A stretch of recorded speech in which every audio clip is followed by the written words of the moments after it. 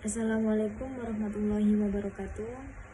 Baik, sebelumnya terima kasih kepada Bapak Arifah Kurniawan, SEMSA sebagai dosen pengampu mata kuliah akuntansi syariah.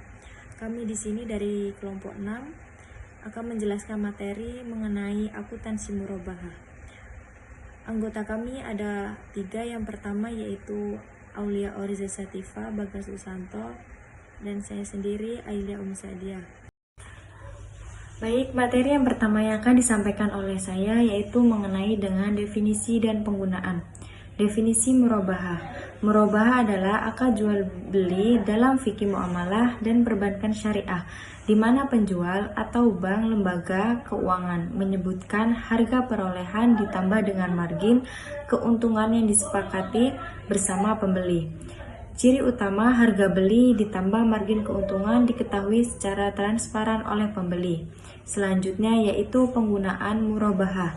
Murabahah banyak digunakan di perbankan syariah, antara lain yang pertama yaitu pembiayaan konsumtif. Contohnya yaitu pembelian kendaraan, rumah, elektronik, atau kebutuhan rumah tangga.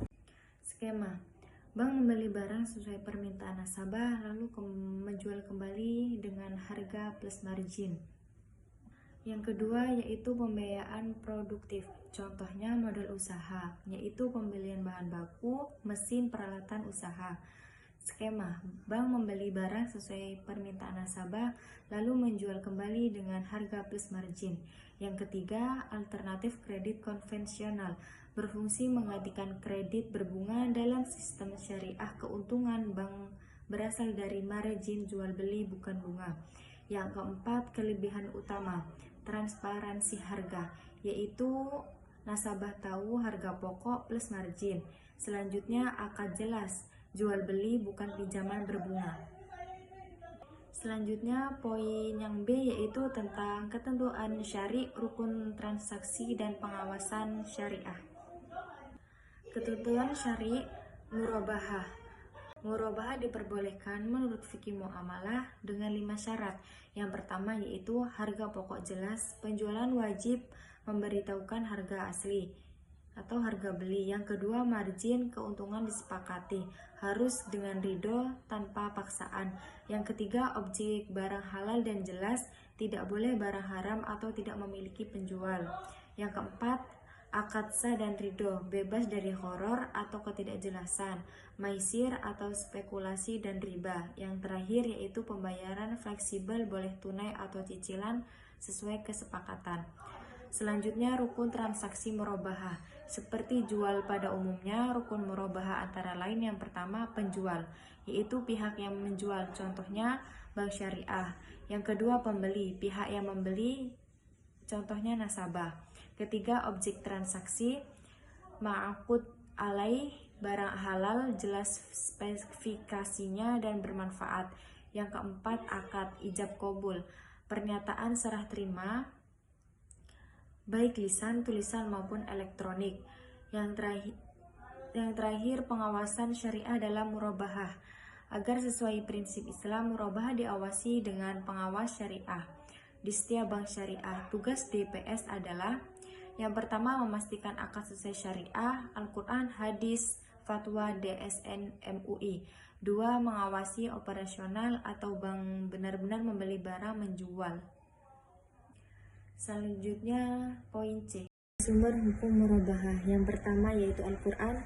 Quran surat Al-Baqarah ayat 275 yang artinya Allah telah menghalalkan jual beli dan mengharamkan riba.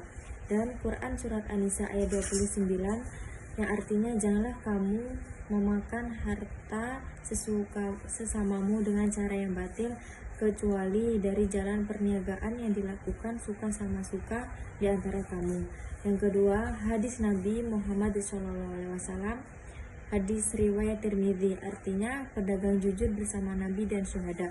Yang ketiga, ijma ulama, sepakat murabahah boleh dengan syarat syar'i.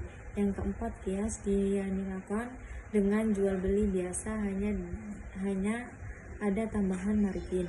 Yang kelima, fatma, DSNI MUI nomor 04 DSNI MUI _6 _ 2000 tentang ketentuan teknis di bank. Yang terakhir, peraturan negara atau Indonesia UUD nomor 21 _ 2008 tentang perbankan syariah, regulasi OJK dan BI.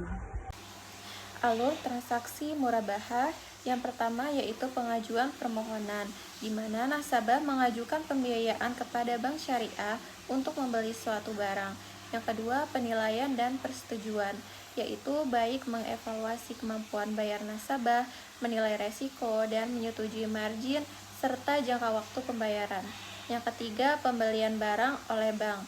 Jadi, bank membeli barang dari supplier sesuai dengan spesifikasi yang diinginkan oleh nasabah, bank menjadi pemilik sah barang tersebut. Yang keempat, akad murabahah dan penyerahan barang. Setelah bank memiliki barang, akad murabahah dilakukan, harga pokok plus margin disepakati, lalu barang diserahkan ke nasabah. Yang kelima, pembayaran oleh nasabah. Nasabah membayar harga jual ke bank, baik secara tunai maupun angsuran, sesuai dengan kesepakatan. Yang keenam, penandatanganan akad dan agunan. Akad murabahah ditandatangani bersama dokumen agunan jika digunakan akad wakalah. Bank terlebih dahulu memberi kuasa ke nasabah untuk membeli barang. Berakhirnya akad murabahah. Jadi, akad murabahah berakhir ketika seluruh hak dan kewajiban para pihak telah diselesaikan atau dihentikan berdasarkan ketentuan akad dan prinsip syariah. Jadi, ada beberapa kondisi berakhirnya akad murabahah. Yang pertama, pemenuhan kewajiban oleh nasabah, yaitu akad berakhir secara normal ketika nasabah telah melunasi seluruh harga jual kepada bank. Setelah pelunasan, hak kepemilikan barang berpindah secara sah kepada nasabah dan tidak ada kewajiban yang tersisa. Yang kedua, pelunasan dipercepat. Nasabah dapat melunasi sebelum jatuh tempo. Bank boleh memberikan potongan atas margin sebagai insentif, namun diskon ini tidak boleh diisyaratkan di awal akad, melainkan bersifat sukarela. Yang ketiga, pembatalan akad sebelum transaksi selesai. Jika sebelum akad murabahah ditandatangani atau barang belum dibeli bank, akad dapat dibatalkan tanpa konsekuensi. Jika barang sudah dibeli, bank dapat menjual ke pihak lain untuk melakukan akad yang baru. Yang keempat, gagal bayar. Jika nasabah gagal memenuhi kewajibannya sesuai dengan akad, bank dapat melakukan penagihan, penyitaan agunan, atau penyelesaian hukum. Denda bunga tidak diperbolehkan, tetapi sanksi sosial atau dana kebajikan bisa diterapkan. Yang kelima, keadaan memaksa.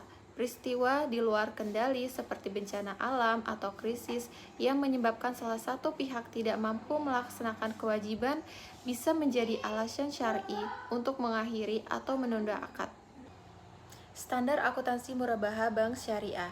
Standar akuntansi murabahah untuk bank syariah di Indonesia diatur dalam PSAK 102. Akuntansi murabahah yang diterbitkan oleh Ikatan Akuntan Indonesia. Standar ini mengatur pada prinsip-prinsip pengakuan, pengukuran, penyajian, dan mengungkapkan transaksi murabahah baik dari sisi penjual maupun pembeli. PSAK 102 juga mengatur tata cara pencatatan pembiayaan murabahah yang dilakukan oleh lembaga keuangan syariah, sehingga laporan keuangan dapat mencerminkan posisi keuangan dan kinerja secara wajar sesuai dengan prinsip syariah dan standar akuntansi yang berlaku. Perhitungan dan penjurnalan transaksi murabahah.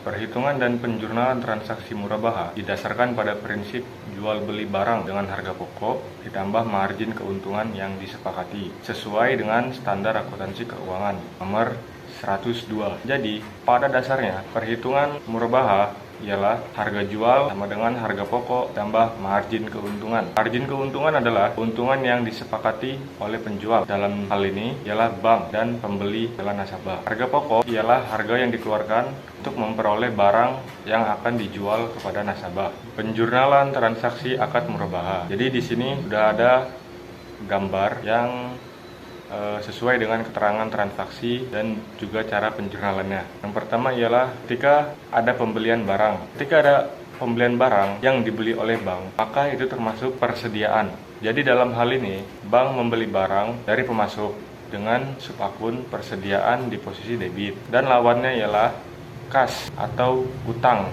jika secara kredit atau non tunai. Yang kedua ialah ketika terjadi penjualan ke nasabah. Ketika terjadi penjualan ke nasabah, itu timbul piutang murabaha sebesar harga jual. Lawannya pendapatan murabaha. HPP juga dipindahkan dari persediaan ke HPP. Jadi, ketika bank menjual ke nasabah dengan akad murabaha, penjurnalannya ialah piutang murabaha sesuai harga jual di debit dan lawannya ialah pendapatan murabaha. Lalu ada lagi harga pokok HPP di debit dan lawannya ialah persediaan harga pokok. Yang ketiga ialah ketika terjadi pembayaran angsuran, maka jurnalnya ialah adanya pemasukan yang masuk ke kas. Dalam hal ini, kasnya berada di debit dengan lawan piutang murabaha di posisi kredit.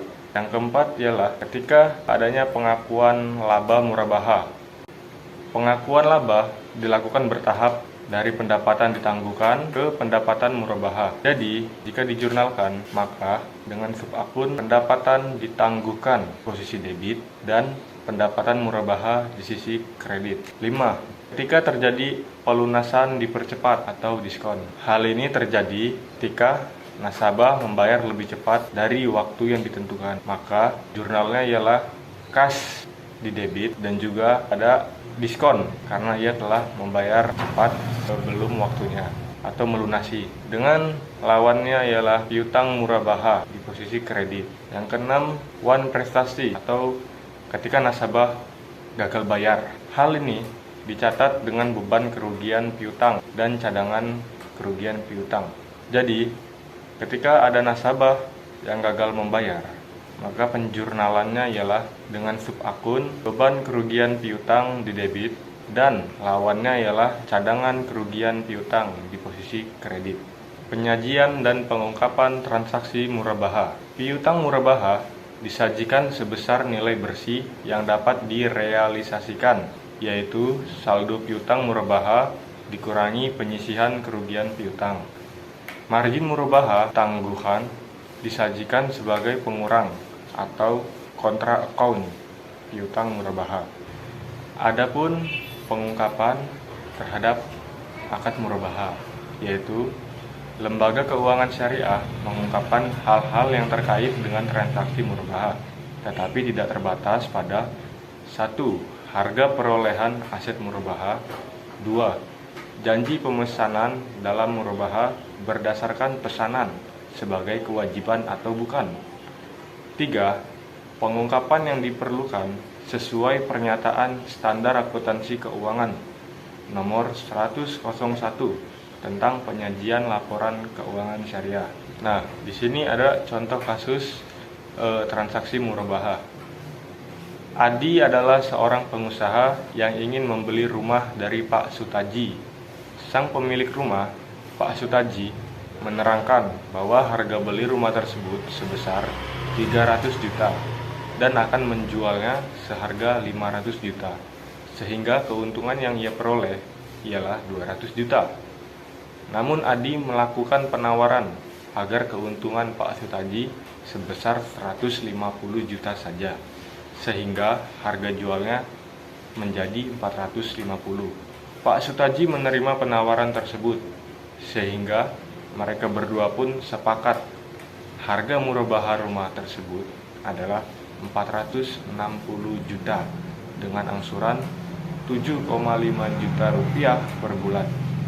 Jadi, dalam contoh transaksi ini, mereka sudah memenuhi perhitungan transaksi murabaha, yang dimana perhitungan transaksi murabaha ialah harga jual sama dengan harga pokok ditambah margin keuntungan yang telah disepakati. Sekian penjelasan dari kelompok kami. Apabila ada kesalahan kata, saya mohon maaf. Saya akhiri. Wassalamualaikum warahmatullahi wabarakatuh.